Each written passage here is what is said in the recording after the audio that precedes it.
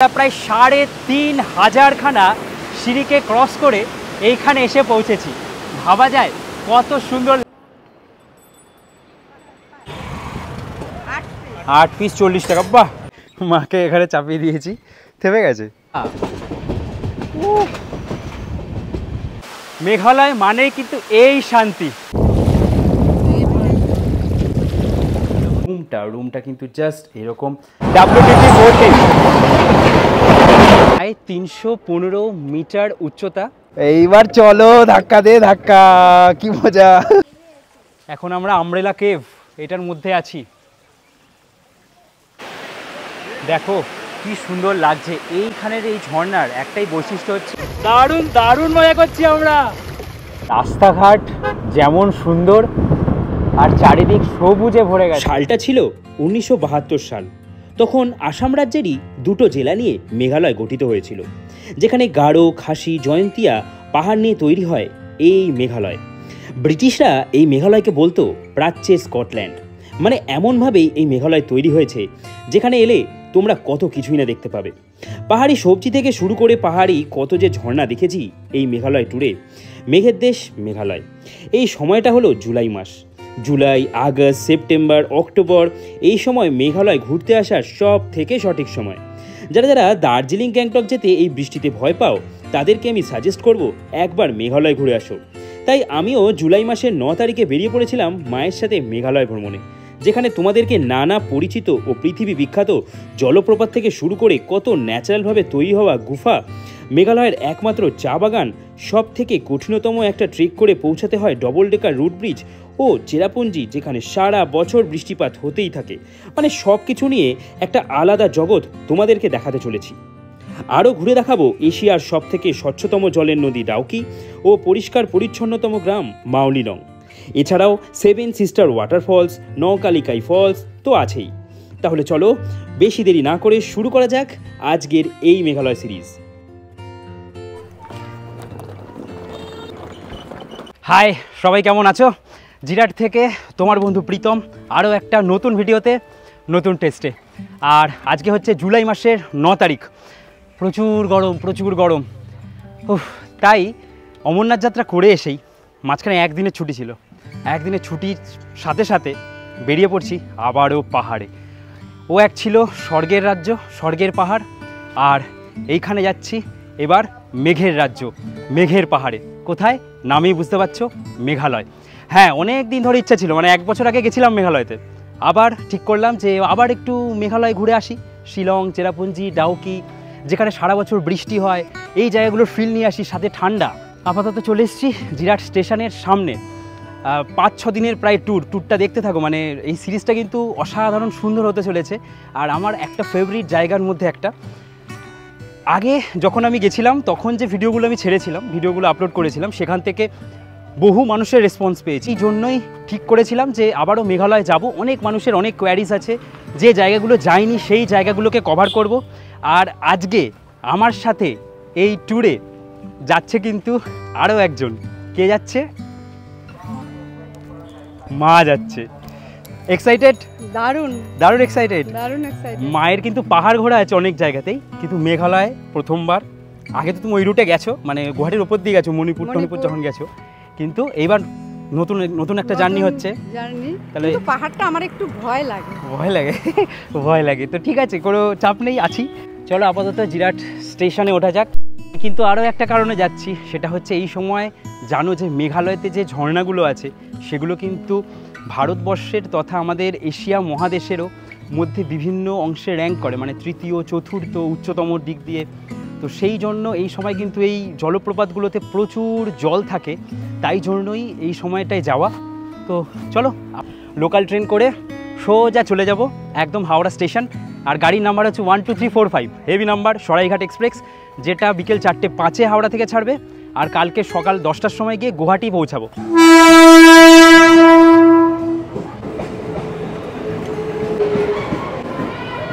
চলো, এরকম একটা লাগেজ, এই যে মা, দুজনে মিলে উঠি এবার ট্রেনে। ট্রেন পুরো ফাঁকাই দেখতে পাচ্ছি।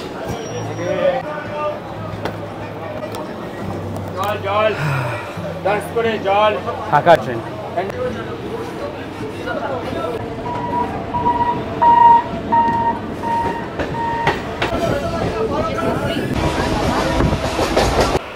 এই যে দূরে বাপু আমাদের।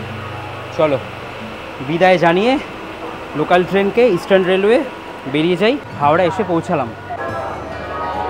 সরাইঘাট সুপারফাস্ট এক্সপ্রেস দিয়ে দিয়েছে 4:05 9 নম্বর প্ল্যাটফর্মে। 9 নম্বর প্ল্যাটফর্ম 1 2 3 4 5 সরাইঘাট এক্সপ্রেস দিয়ে দিয়েছে। অন্যান্য জায়গায় মেঘ ডাকলে যেতে ইচ্ছা করে না, মানে দার্জিলিং গ্যাংটকে মেঘ দেখলেই যেন আমাদের ভয় লাগে। আর এখন যেখানে যাচ্ছি মেঘালয়, মেঘের দেশে, সেখানে কিন্তু মেঘের জন্যই যেতে হয়, তাই জন্যই মেঘালয়।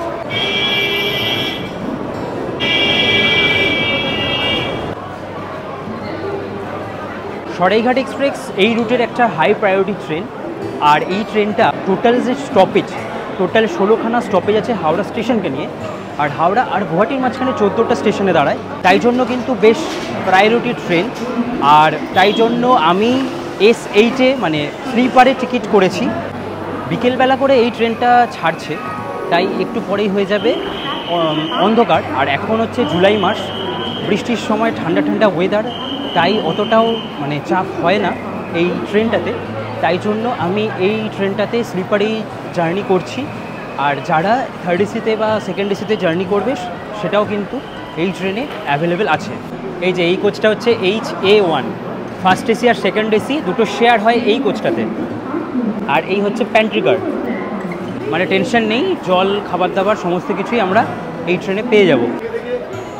এই হচ্ছে আমাদের কোচ। কি অবস্থা, স্লিপারে অনেক দিন পরে ট্রেন জার্নি করছি। মানে নর্থ বেঙ্গল গেলে স্লিপারেই যাই, বাট সরাইঘাট আশা করছি প্রবলেম হবে না। চলো, আমাদের লোয়ার, মিডিল আর আপার, আর এদিকে একটা লোয়ার আছে, 4 জন। আর কে কে যাচ্ছি তোমাদেরকে দেখাচ্ছি। বিজিতি ওদিক দিয়ে ক্যামেরা করে দিচ্ছে আমাকে আপাতত। আর এদিকে ব্যাগপত্র উপরে এখন রাখি, 4:05 ছাড়বে, আর 10 মিনিট মতন সময় আছে। এটা ওনার মাল, এটা ওনার মাল। মানে স্লিপারে জার্নি করা এখন ইন্ডিয়ান রেলওয়েজের সাথে বহু চাপের হয়ে যাচ্ছে। মানে কি বলবো, যে জেনারেলে যারা যেতে চায় অবশ্যই টিকিটের ভাড়াটা কম বেশির ব্যাপার আছে, অনেকের কাছে টাকা পয়সা কম। জেনারেলে কষ্ট করেই মানুষ যায়, কিন্তু স্লিপারেও মানুষ টাকা দিচ্ছে, এসিতেও মানুষ টাকা দিচ্ছে। সেক্ষেত্রে আমি মনে করি যে এখানে ঠিকঠাক সিকিউরিটি থাকা উচিত। হ্যাঁ, টিটি যারা এসেছিলো তারা এসে একদম সবাইকে নামিয়ে দিয়ে চলে গেল। আমাদের স্লিপার কোচেও জেনারেলের লোকজন উঠে পড়ছে ব্যাগপত্র নিয়ে, এটা কিন্তু খুব চাপের ব্যাপার। আর সরাইঘাটে আশা করছি সেই জিনিসটা হবে না। সরাইঘাট কিন্তু বেশ প্রায়োরিটিওয়ালা ট্রেন এই রুটে, কারণ এমনি পরিচ্ছন্ন আছে এই জায়গাটা। আর এইখানে যেটা দেখলাম যেটা হচ্ছে স্লিপারের এই সিটগুলোর অবস্থা খুব খারাপ। আমরা টাকা পয়সা দিচ্ছি, আই থিঙ্ক এগুলোকে চেঞ্জ বা ইমপ্রুভ করা উচিত, নতুন যে সিটগুলো এসছে। আর এই LHB কোচগুলোর একটা জিনিস খুব ভালো লাগে, একদম পুরো ডিরেক্ট একটা বড় জানলা, এটা কিন্তু খুব সুন্দর। দু সাইডেই, এতে হাওয়াটা বেশি ভালো ঢোকে। এখানে সাইড লোয়ার আর এখানে সাইড আপার। আর উপরে ফ্যান বাগেরায় হাওয়া ঠিকঠাকই চলছে। অনেক দিন পরে, প্রায় 1 বছরেরও বেশি সময় পরে আবারও এই সরাইঘাট এক্সপ্রেসে করে জার্নি করছি। আগে যখন গেছিলাম মেঘালয় আর কামাখ্যা ঘুরতেই গেছিলাম, তবে এবারও সেই একই জায়গাগুলো ঘুরতে যাচ্ছি, তবে আরও অনেক নতুন নতুন জায়গা ঘুরবো। আর তখন আমি তেমনভাবে ট্রেন জার্নির ভিডিও করতাম না, তাই তোমাদেরকে তখন আর সরাইঘাট এক্সপ্রেসের জার্নি ভিডিও দেখাইনি। 4:10 ট্রেন ছাড়লো। চলো বাবা ভোলেনাথের নাম নিয়ে বেরিয়ে পড়া যাক। হাওড়া স্টেশন ছেড়ে বেরিয়ে যাচ্ছি। আর বর্ধমান স্টেশনে পৌঁছানোর কথা হচ্ছে 5:12 তো দেখা যাক আমরা ঠিক কোন সময়ের মধ্যে পৌঁছাই বর্ধমান রেলওয়ে স্টেশনে। একটু একটু মেঘ করেছে, বৃষ্টি কি আদৌ হবে?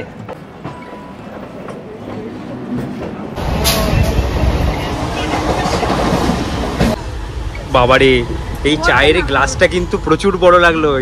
মানে IRCTC এরকম গ্লাস আমি প্রথম দেখছি, এত বড় গ্লাস। এটায় দুধ চা দিলে মনে হয় 20 টাকাই নেবে এরা, কিন্তু অ্যাকচুয়ালি 10 টাকাই নেবার কথা। লাল চা বলে নিলাম একটু।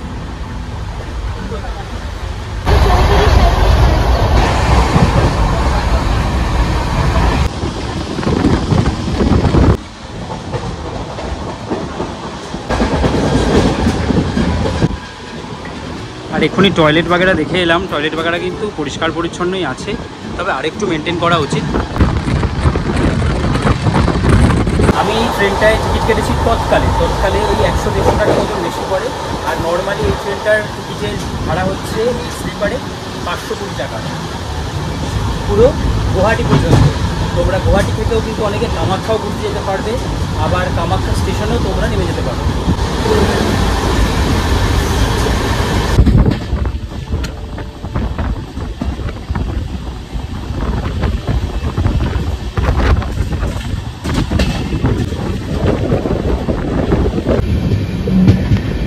ক্রিকেট খেলা হচ্ছে, ওয়াও দারুণ, কি সুন্দর জায়গায়। এগুলো যত বড় হই তত হারিয়ে গেছে।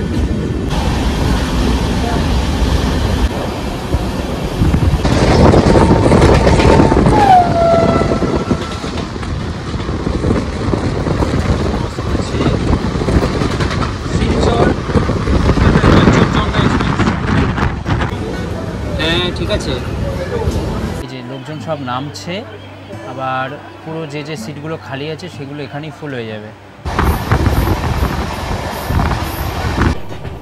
এই লাইনটা চলে গেল সোজা দিল্লির দিকে।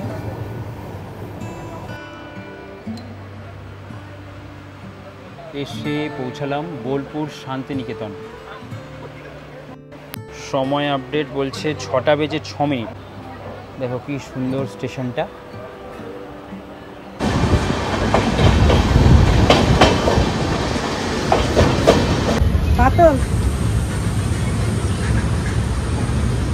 ট্রেনে ভালোই পরিষ্কার পরিচ্ছন্নতা বজায় থাকছে, এটা সরাইঘাট এক্সপ্রেস বলেই সুন্দর পরিষ্কার করে দিয়ে গেল।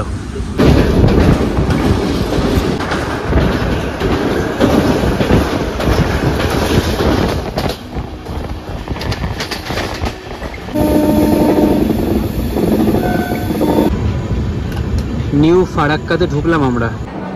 নিউ ফারাক্কা ছাড়ার পরে এই যে রাস্তা দেখছো, ঠিক এই রাস্তা আর ট্রেন লাইন এর সাথেই শুরু হয়ে যাবে ফারাক্কা ব্রিজ।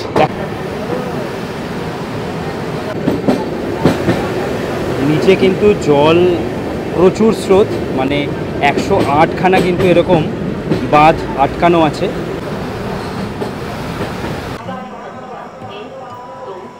এখন এসে পৌঁছালাম, এই হচ্ছে মালদা স্টেশন। ডেট বলছে 9টা বেজে 19 মিনিট। তো এখানে খাবার দাবারের প্রচুর অপশান থাকে, এই যে রুটি পাওয়া যাচ্ছে, এখানে তরকারি আছে, এখানে চিকেন, এখানে বিরিয়ানি পাওয়া যাচ্ছে। বিরিয়ানি আর এই মাংস কত করে দাদা? 120। এই সাবাস, মালদার আম পাওয়া যাচ্ছে তো। এই ফজলি আম নাকি? ও কত করে এগুলো? 100। এই সাবাস, এক প্যাকেট 100। পুরো মালদায় কিন্তু এই আম বিক্রি হচ্ছে, একদম সবাই আম বিক্রি করছে, বিশাল ব্যাপার। আমাদের ট্রেন ছেড়ে দিল 4 নম্বর প্ল্যাটফর্ম থেকে। তোমাদেরকে প্রতিবার দেখায় যে মা রান্না করে পাঠিয়ে দেয় আর সেই রান্নাটা খাই, আর আজকে মাই আমার সাথেই আছে, একদম সেই ব্যাপার। আম এনেছি, আলু ভাজা আর রুটি, রাতে এটাই খাওয়া দাওয়ার জন্য আনা হয়েছে, আর মিষ্টি আছে এখানে। আমরা এক্ষুনি শুয়ে পড়বো, তার কারণ আমাদের কালকে 10টায় মানে গুয়াহাটি পৌঁছেই বেরিয়ে পড়তে হবে শিলংয়ের উদ্দেশ্যে। এবার আমরা আমাদের খাওয়া দাওয়াটা কমপ্লিট করি।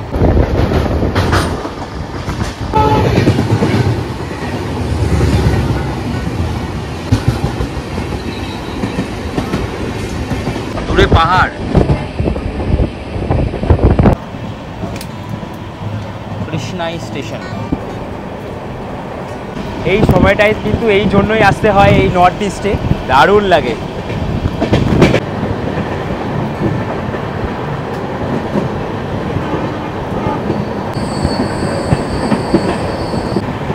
ও কি সুন্দর পাহাড়ের দৃশ্য দেখো একবার, দারুণ লাগছে, দারুণ।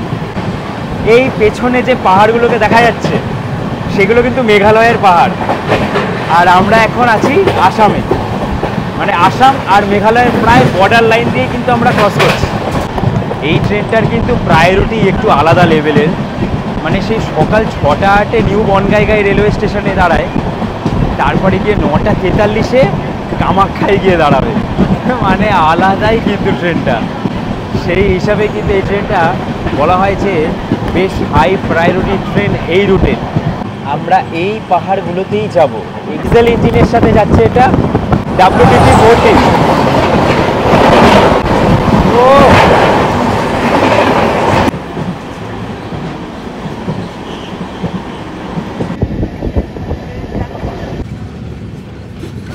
এই বড় যখন তোমরা বিলটা দেখতে পারবে তখনই তোমরা বুঝে যাবে যে আমরা কামাখ্যা ঢুকছি।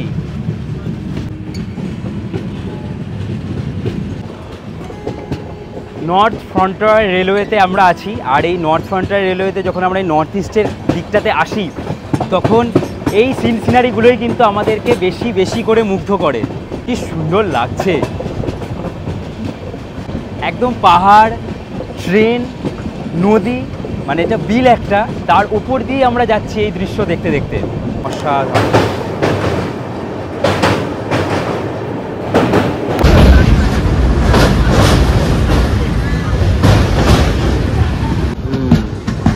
এই ঢুকলাম আমরা কামাখ্যা জংশন রেলওয়ে স্টেশন। এই যে সবাই কামাখ্যা নামছে।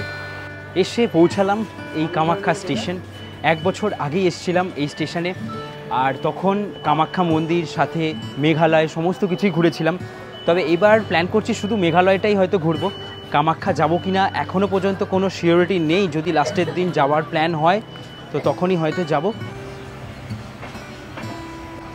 এই যে অটোগুলো দেখছো, এই অটোগুলো করেও তোমরা একদম ওই কামাখ্যা মন্দির যাবার পাহাড়ের মোড়টার কাছে নামতে পারো। তোমরা আমার পুরনো কামাখ্যার ভিডিও দেখে নিও, আর ওখান থেকে গিয়েও তোমরা আবার গাড়ি চেঞ্জ করে একদম সোজা কামাখ্যা মন্দির যেতে পারো।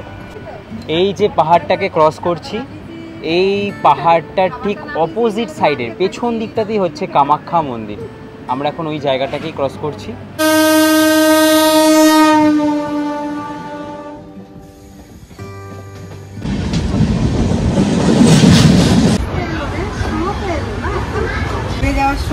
তাই তারপরে এই এলে থেকে বাড়ি ফেরার সময় গুয়াহাটি, আর এই আবার এলাম। জিও, আবার এবার যাচ্ছ কোথায় বলো? মেঘালয়। শুধু গুয়াহাটি কামাখ্যা নয়, মেঘালয় একদম এক ধাপে তুমি 6 মেরে দিয়েছো। এই যে আমরা সবাই একদম রেডি। কেমন হলো জার্নি? ঘুম কেমন হয়েছে রাতে? হ্যাঁ, আপারে একদম এই পাখাটা পেয়ে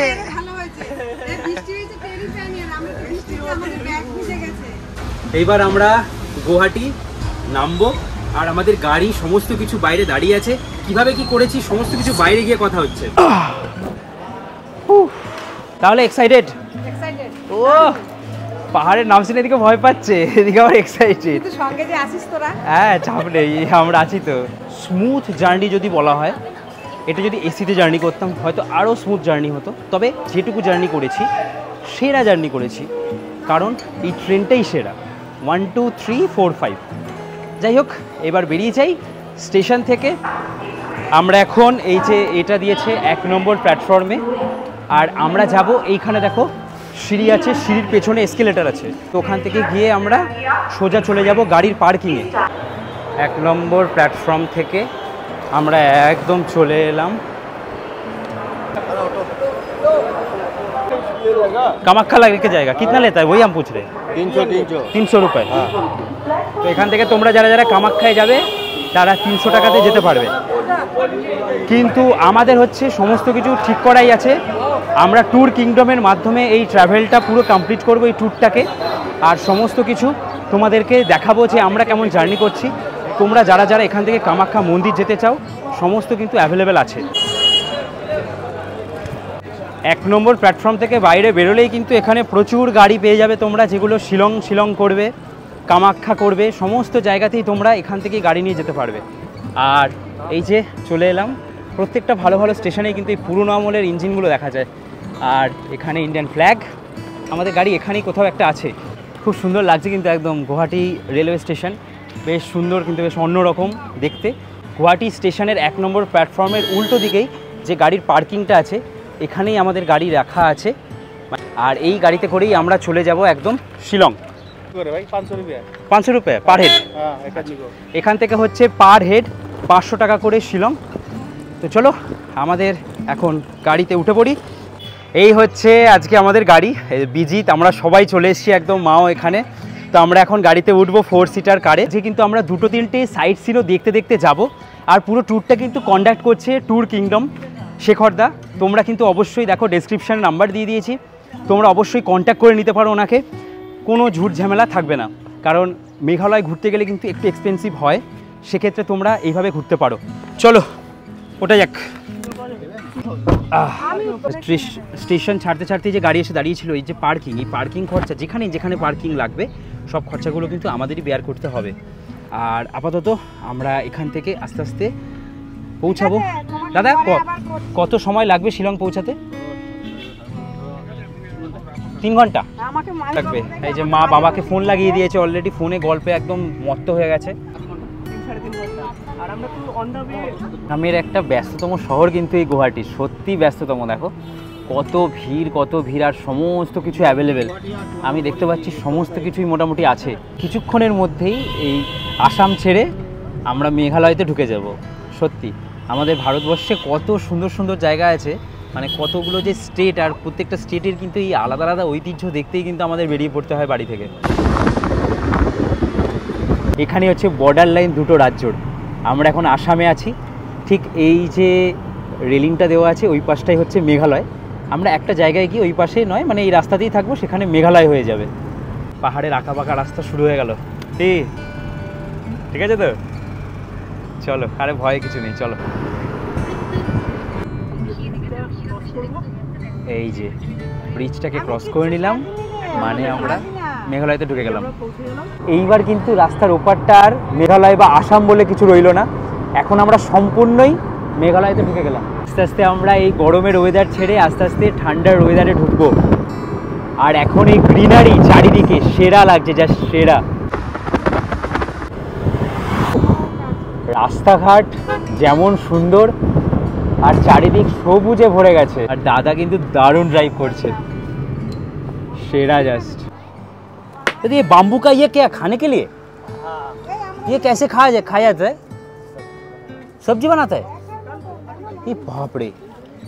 আরে দেখো কত রকমের আচার, এখানে দেখো এগুলো শসা, এটাও শসা এটাও শসা, মানে কাঁঠাল, মানে কত কিছু আছে, কুমড়ো পর্যন্ত, সমস্ত কিছু পাহাড়ি। আমরা প্ল্যান করেছি যে আনারস খাবো, এখানে আনারসও আছে।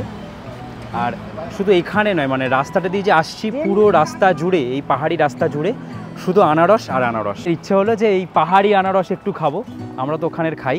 ये कितना है? 60। ये आप लोग क्या काट के देंगे अभी? ठीक है।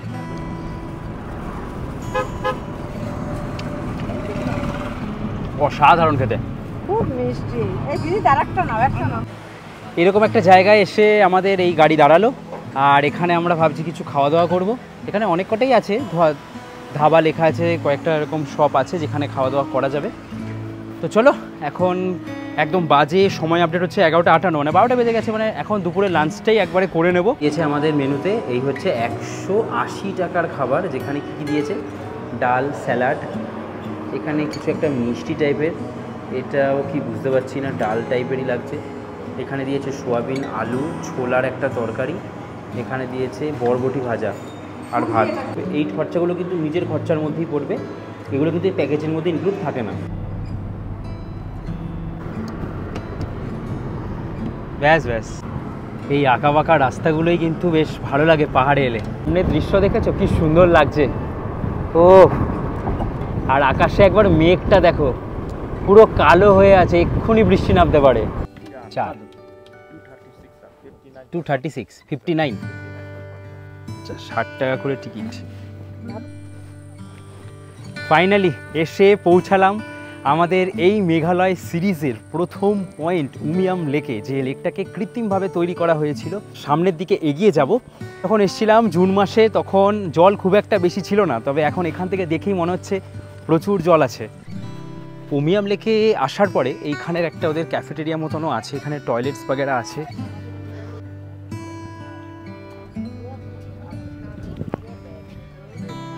প্রায় 225 বর্গ কিলোমিটার জায়গা জুড়ে হচ্ছে এই জায়গাটা। আর এই যে উমিয়াম নদী, তার মধ্যে কিন্তু পুরো জায়গাটাকে মানে কৃত্রিমভাবে এই জায়গাটা বাঁধ দিয়ে কৃত্রিমভাবে তৈরি করা হয়েছে। কেন তৈরি করা হয়েছে? 1960 সালে তৈরি করার একটাই কারণ ছিল এই জায়গাটায় বিদ্যুৎ উৎপাদন করার জন্য। আর সেই জায়গাটাতেই আমি এসেছি। এ কিন্তু একটা আলাদা জগৎ, মানে এই মেঘালয় আসার সাথে সাথে ওয়েদার কিন্তু পুরো অন্য রকমভাবে চেঞ্জ হয়ে গেছে। একটু বেশি গরম লাগছিল, তবে গরমের পরিমাণটা অনেকটাই কমে গেছে।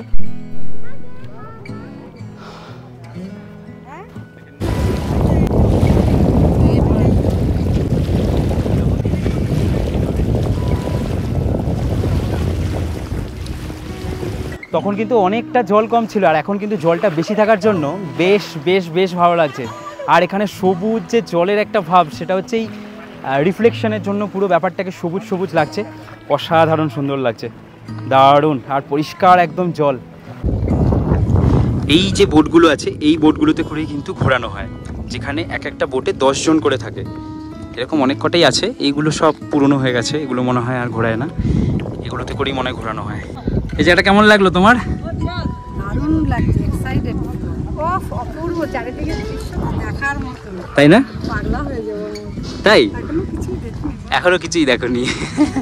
এখানে কিন্তু বাচ্চাদের জন্য একটা ভালো অপশান আছে, মানে এখানে এই যে বাচ্চাদের জন্য বেশ অনেক কটা দোলনার অপশান আছে দেখতে পাচ্ছি, বেশ ভালো। এই যে মাকে এখানে চাপিয়ে দিয়েছি, থেমে গেছে।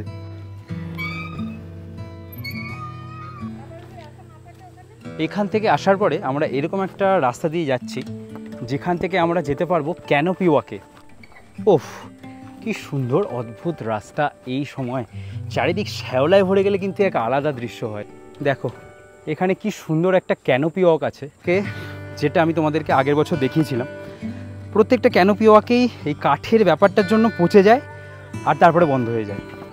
যেমন লোলেগাঁওতেও সেম হয়েছে, লোলেগাঁওয়ের যে ক্যানোপি ওয়াকটা খুব বিখ্যাত ছিল, ওটাও বন্ধ হয়ে গেছে। ঠিক এখানেও দেখছি যে কাঠের কয়েকটা জায়গা ভেঙে গেছে, আই থিঙ্ক ঠিক ওই কারণেই বন্ধ হয়ে গেছে।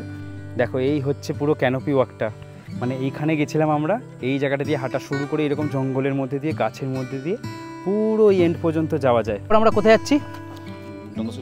মিউজিয়াম যাচ্ছি, ডন বস্কোর যে মিউজিয়াম ওখানে, তারপরে ওয়ার্ডস লেক দেখে হোটেল। আচ্ছা চলো, আজকে এই কটা, ব্যাস ব্যাস, চলো গাড়িতে উঠে পড়ি আবার।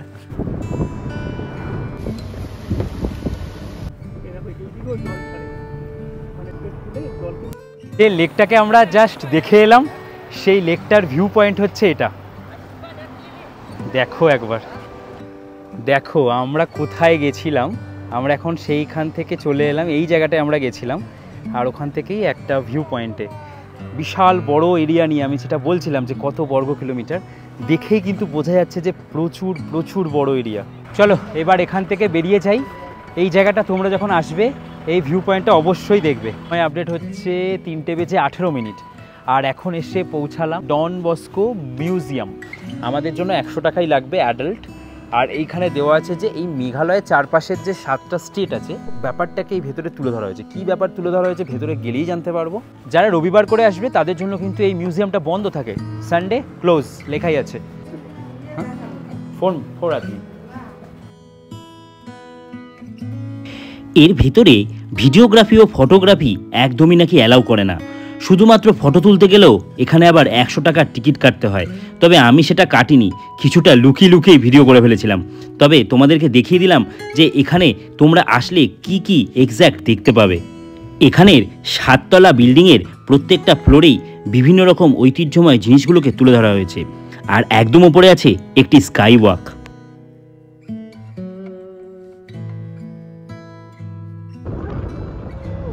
সুন্দর লাগছে এখান থেকে ভিউ। হচ্ছে কি ভিউ নিলাম এখান থেকে, পুরো শিলংটাকে কিন্তু দেখা যাচ্ছে। ভালো বেশ জায়গাটা, ওপরটায় আমরা এসেছি। চলো এবার আবার নিচে যাওয়া যাক। এটা অ্যাকচুয়ালি এই ওপরের অংশটাকে এইভাবে বানিয়েছে, বেশ ভালোই লাগলো ভেতরে। মানে এই সেপ তোমাদেরকে যে দেখালাম, এখানে ত্রিপুরা, মিজোরাম, মণিপুর, নাগাল্যান্ড, অরুণাচল প্রদেশ, সিকিম, আসাম, প্রত্যেকটা এই স্টেটগুলোর যে বিভিন্ন রকমের কালচার থেকে শুরু করে তাদের বাড়ি ঘর, তারা কিভাবে তাদের জীবনযাপন করেছে, সমস্ত কিছু এই জায়গাটার মধ্যে তোমরা দেখতে পাবে। এখনও তারা কিভাবে জীবনযাপন করে। আর একদম টপে গেলে তোমরা এই শিলংয়ের একটা খুব সুন্দর ভিউ পাবে।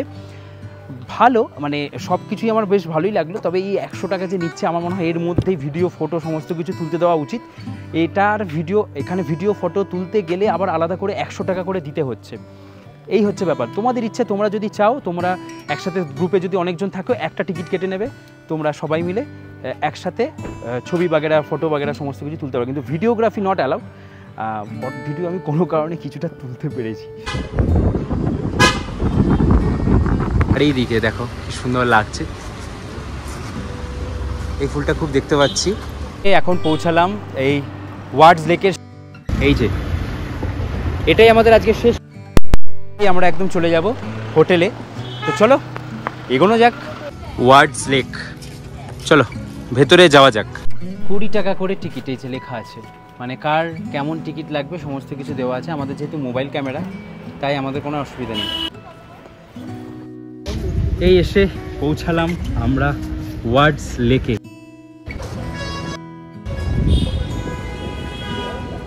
এই ওয়ার্ডস লেকে দেখো সবাই বোটিং করছে।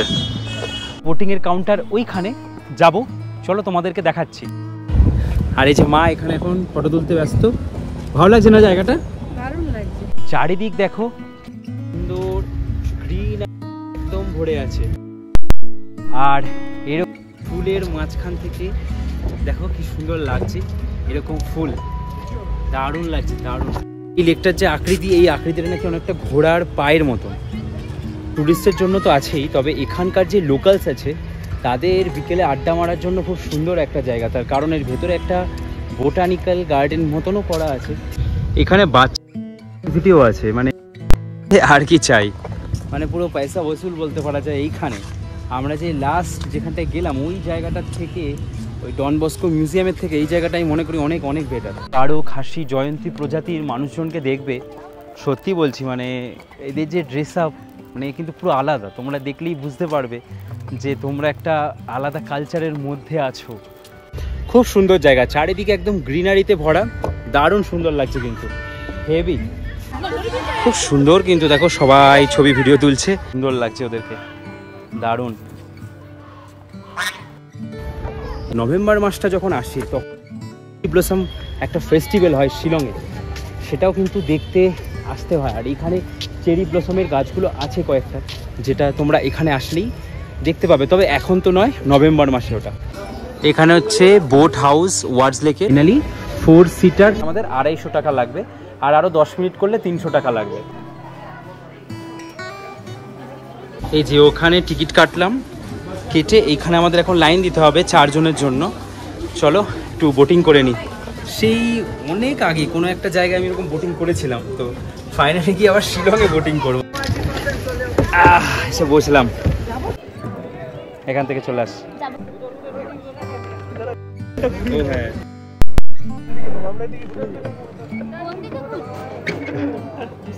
তার পিছনে নিয়ে যাই, পিছনে নিয়ে যাই আগে।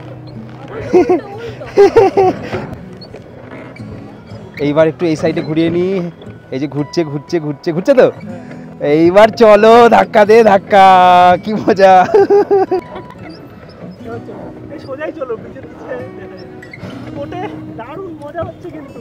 250 টাকায় 4 জন, সুন্দর ব্যাপার। না না, জোরে করো, জোরে দেখে দেখে আমি জোরে জোরে, একে তো আলাদা এক্সপিরিয়েন্স। সেরা মজা করছি, সেরা। ও তুমি পা ফলস খেলে হবে না দুজনে, তো একসাথে এইটা ঘোরা লোটা করছি। দারুণ দারুণ মজা করছি আমরা। ও তার মানে আবার এদিকে ঘোরাতে হবে। ও কি মজা করছে সবাই, এদিকে আমরা কিন্তু ধাক্কা খাবো। আমরা এখন হাওড়া ব্রিজের তলা দিয়ে যাচ্ছি, হাওড়া ব্রিজ। না সত্যি দারুণ লাগলো, লেকটা অনেকটা বড়, তোমরা পুরোটা কিন্তু ঘুরতে পারবে নিজেদের মতো। আলাদাই। কেমন মজা, কেমন হলো? দুর্দান্ত, আল্টিমেট এক্সপেরিয়েন্স, ব্যাপক যাকে বলে। মার ও দুজনে চালাতেই পারলো না, আলাদাই, ওরা দুজন চালাতেই পারলো না। কি সুন্দর লাগছে, লেগে যাবে, মাথায় লেগে যাবে, মাথায় লেগে যাবে। আমাদেরই মাথায় লেগে যাবে, বেরোবে না বেরোবে না বেরোবে না। এইগুলোই তো আলটিমেট এক্সপেরিয়েন্স। ডালটা ধরে হেভি হেভি। কোথায় ঢুকে গেছি আমরা, ধাক্কা খাচ্ছি আবার। এদিকে দিন, এদিকে এদিকে এদিকে এদিকে, আস্তে আস্তে, তোমরা ছেড়ে দাও, হালকা করে ছেড়ে দাও। চলো ওয়ার্ডস লেক ঘুরে চলে এলাম, এবার গাড়িতে বসে পড়ি, সোজা hotel. I love Shillong, I উঠে গেছে, মানে এখন লাভ শিলং, শুধু শিলংকে ভালোবাসতে বলছে। দেখো লেখা আছে সেন্টার পয়েন্ট শিলং। তো আমরা এখান থেকে ঢুকে যাচ্ছি। এইবার ঢুকে আমরা এখানেই হচ্ছে আমাদের হোটেল, চলো একবারে হোটেল পৌঁছাই। আর পুলিশ বাজারটা হচ্ছে ঠিক এই দিকে। ফাইনালি গাড়ি আমাদের নামিয়ে দিল একদম আমাদের হোটেলের সামনেই। আর আমাদের হোটেলের নাম হচ্ছে হোটেল রেনবো। এই হচ্ছে আমাদের হোটেল রেনবো। এজেন্টার নাম হয়ে যায় না, আলাদা আলাদা রুম পে চেক ইন হয়ে গেল।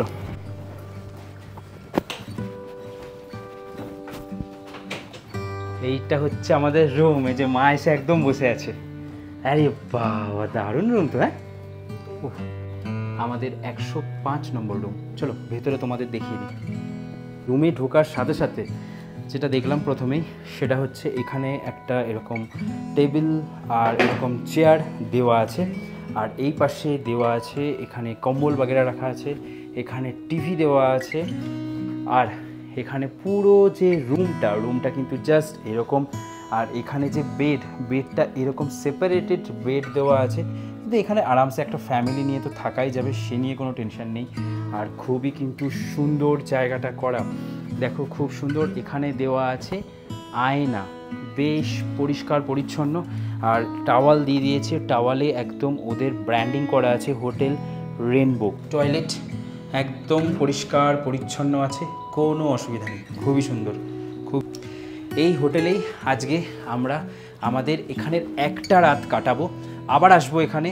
চেরাপুঞ্জিতে আমরা 2টো রাত কাটাবো, আর মাউলিলংয়েও আমাদের একটা হোমস্টে নেওয়া আছে। তো সব কিছু নিয়ে কিন্তু দারুণ হতে চলেছে এই ট্যুরটা। ফ্রেশ হয়ে স্নান করে তারপরে পেট পুজো করতে হবে। এখন আমরা বেরিয়ে পড়ছি এই শিলংয়ের মার্কেট ঘুরতে, কারণ এখানে 8টার মধ্যে কিন্তু মার্কেট পুরো বন্ধ হয়ে যায়। আর মার্কেট বাগেরা ঘুরে তারপরে আমরা আবার খাওয়া দাওয়া করব। ওয়েদারটা কিন্তু দারুণ, জাস্ট দারুণ একটা ওয়েদার। এখন এসে মোমো ট্রাই করবো। পাহাড়ে এসছি আর মোমো খাবো না? হ্যাঁ দিজিয়ে। ভেজ মোমো এখানে পাওয়া যাচ্ছে, বেশ ভালো। ক পিস? কিতনা পিস? 8 পিস 40 টাকা। বাহ, আচ্ছা এটা কর্ন আছে, এটা 40 রুপিস। মানে এটাকে অনেক কিছু দিয়ে বানাবে ওরা। পাহাড়ে এসে মায়ের প্রথম মোমো খাওয়া। খেয়ে বলো কেমন হয়েছে? আমাদের ওখানের মতন ভালো? চলবে। মানে আমরা প্রথমে টেস্ট করার জন্য একটা কর্ন নিয়েছি, সুইট কর্ন, খুব সুন্দর বাটার দিয়ে বানিয়েছে আর খুব সুন্দর খেতে। এই যেখানটা সেন্ট্রাল পয়েন্ট লেখা থাকে তার ঠিক পাশেই দাদার দোকানটা। যাদের ভেজ খাওয়ার কিছু অপশান মনে হবে যে কোথাও পাচ্ছি না, কারণ এখানে তোমরা কিন্তু নন ভেজটা বেশি পাবে, সেক্ষেত্রে তোমরা এই ছোটোখাটো টুকিটাকি খাবারগুলো খেতে পারো। এখানে পুরো এই জামা কাপড়, বিভিন্ন রকমের জিনিসপত্রের মার্কেট আছে, ব্যাগ বাগেরা সমস্ত কিছু। দেখো এই জায়গাটা কিন্তু বেশ জমজমাটি মার্কেট, খুব জমজমাটি মার্কেট। আর তোমরা এই জায়গাটাকে ক্রস করে দেখবে যেখানটায় এই শপিং মলটা আছে এখানে, সেটাকে ক্রস করে ঠিক এই গলিটা, যেটাকে মেন পুলিশ বাজারের গলি বলা হয়, এই জায়গাটাতে কিন্তু তোমরা প্রচুর খাবারের অপশান এবার পেয়ে যাবে। এখানে দেখো চাউমিন পাওয়া যাচ্ছে। কিতনা করকে? বাহ, 30 টাকা হাফ, 60 টাকা ফুল, কমই আছে। এখানেও চাউমিন মোমো পাওয়া যাচ্ছে। রুটি কিতনা করকে? 2 পিস 40 টাকা। এই যে ডিম এখানে দেখতে পাচ্ছি আছে, সব রকম হাঁসের ডিম, নর্মাল ডিম। এখানেও চাউমিন, ডিম সেদ্ধ, ডিম ভাজা, অনেক কিছু আছে। বাপরে, সব দোকানে যেটুকু দেখতে পাচ্ছি যে মোটামুটি একই রকমের খাবার এখানে আছে। এই দেখো চিকেন বিরিয়ানি পাওয়া যাচ্ছে এখানে, 100 টাকা। কিতনা করকে?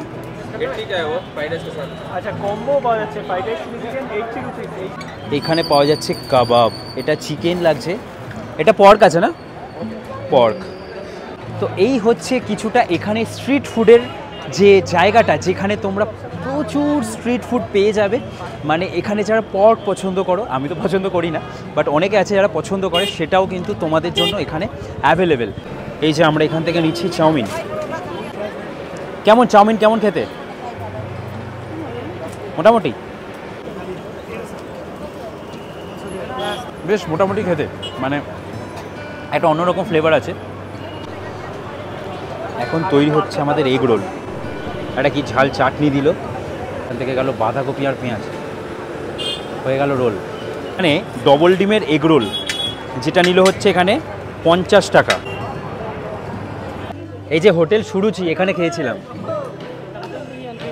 এই যে রাতে খাবার জন্য এই সমস্ত হোটেলগুলো কিন্তু বেস্ট। হোটেল সুরুচি, এখানে আগেরবার আমি খেয়েছিলাম। এই যে মারিও ফাস্ট ফুড, এখানেও খেতে পারো। এই যে স্বাদ সুরুচি রেস্টুরেন্ট, এখানেও তোমরা খাওয়া দাওয়া করতে পারো। চিকেন পকোড়া। আচ্ছা, এই যে ঘুরছি, ঘোরাফেরা করছি, এর মধ্যে কিন্তু আমাদের রাতের খাবারটা ইনক্লুড থাকছে না, বা দুপুরের খাবারটাও ইনক্লুড থাকছে না। তাই জন্য তোমরা যখন খাওয়া দাওয়া করবে, তোমাদেরকে দেখালাম ফাস্টফুড সেকশনগুলো কোথায়, আর এখানে বিশাল মেগা মার্ট আছে, তার ঠিক অপোজিট সাইডেই এখানে কিন্তু অনেক খাবারের দোকান আছে, প্রচুর খাবারের দোকান। এদিকেও আমি দেখতে পাচ্ছি লেখা আছে যে বেঙ্গলি ফুড পাওয়া যাচ্ছে, ভেজ ননভেজ। তো তোমরা এই জায়গাটায় এসে খাওয়া দাওয়া করতে পারো, আমাদের মতন বাঙালিদের জন্য কিন্তু বেশ সুবিধা হবে।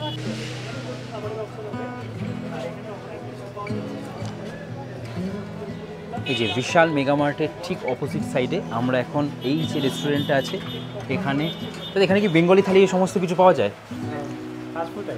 Only fast food item. আচ্ছা আচ্ছা, ওই জন্যই ফাস্টফুডে কিন্তু বাইরে লেখা আছে। এলাম এখানে সমস্ত মানুষজন দেখো খাওয়া দাওয়া করছে। এই যে আমাদের চলে এলো, এটা হচ্ছে লেগ পিস, যেটা 80 টাকা, এটা 30 টাকার চিকেন পকোড়া। এটা থেকে বেশি ভালো লাগছে। এই হচ্ছে সুরুচি হোটেল, আগেও যখন এসেছিলাম এখানে আমি খাওয়া দাওয়া করেছিলাম। হয় বাসমতি রাইস আলাদা করে নিতে গেলে 30 টাকা, কমই আছে। ডাল নিতে গেলে 5 টাকা, আলু ভাজা 20 টাকা, মাটন কষা নিলাম আমরা আজকে, যেখানে 2 পিস মটন কষা 100 টাকা, চিকেন কষা 80 টাকা। মানে এরকম হচ্ছে এখানে কিছুটা খাবার দাবার। এই যে এই হচ্ছে মাটন। চলো, মানে ভাত ডালটা কিন্তু বেশ ভালোই খেলাম। এবার এরকম বাসমতি রাইসের সাথে মাটনটাই যায়, তাই জন্যে মাটন নিয়েছি। শিলংয়ে এসে একটু আগে চিকেন খেলাম, এখন আবার মাটন। তো ওটা বেশ ভালোই টেস্টি। এই যে মা নিয়েছে হচ্ছে ডিম, যেটা নিয়েছে ডিমের দাম 30 টাকা 1 পিস। কেমন রান্নাবান্না কেমন মা? রান্না ভালো। তোমরা এখানে এসে কিন্তু আরামসে খাওয়া দাওয়া করতে পারো। এই হচ্ছে শিলংয়ের ট্যাক্সি স্ট্যান্ড। তোমাদের যদি কোনো জায়গায় যাবার জন্য বুকিং করতে হয়, এখান থেকে এসে বুকিং করে নেবে। কোথায়? যেখানে এই যে আই লাভ শিলং লেখা আছে ঠিক তার পেছনে। আর আমাদের হোটেল হচ্ছে এইখানে, এই রাস্তাটা দিয়ে, যেখানে লেখা আছে সেন্টার পয়েন্ট শিলং। ব্যাস খাওয়া দাওয়া করে একদম চলে এলাম। সময় আপডেট কিন্তু প্রায় 9টার কাছাকাছি। দেখো দোকান প্রসার প্রায় বন্ধ হবে করছে, প্রায় হয়েও গেছে। এখানে কিন্তু খুব তাড়াতাড়ি হোটেল বন্ধ হয়ে যায়। খাওয়া দাওয়া কমপ্লিট করে একদম চলে এসেছি। আর এখন হচ্ছে একটু কাজ করে তারপরে ঘুমিয়ে পড়ার পালা। কারণ কালকে আবার 8টা-9টা নাগাদ বেরিয়ে পড়বো। এখানের যে লোকাল সাইট সিনগুলো আছে সেগুলো করতে করতে দেখতে দেখতে যাব একদম চেরাপুঞ্জিতে। আর চেরাপুঞ্জিতে কালকে হচ্ছে নাইট স্টে, কালকে আর পরশু। আর এই ট্যুরটা হচ্ছে টোটাল 5 রাত 6 দিনের। তাই জন্য তোমাদের বুঝতে সুবিধাই হবে যে আমি কিভাবে এই জার্নিটা করছি। আর যদি কোনো রকম কোনো ডাউট থাকে, প্যাকেজ সম্পর্কে জানার ইচ্ছা হয়, ডেসক্রিপশানে কিন্তু এই ট্যুর কিংডমের প্যাকেজের সম্পূর্ণ ডিটেলস দেওয়া আছে। তাহলে চলো আজকের মতন এই ভিডিওটাকে এখানেই শেষ করি। তোমরা ভালো থাকো, খুব ভালো থাকো, আরও ভালো থাকো। দেখা হচ্ছে পরের ভিডিওতে। চলো তাহলে বাই। চলো দেখা হচ্ছে পরের সিরিজে। সাইট সিন আর চেরাপুঞ্জি নিয়ে অনেক আনন্দ হবে। এই জন্যই কিন্তু এই জায়গাটা এত সুন্দর লাগে।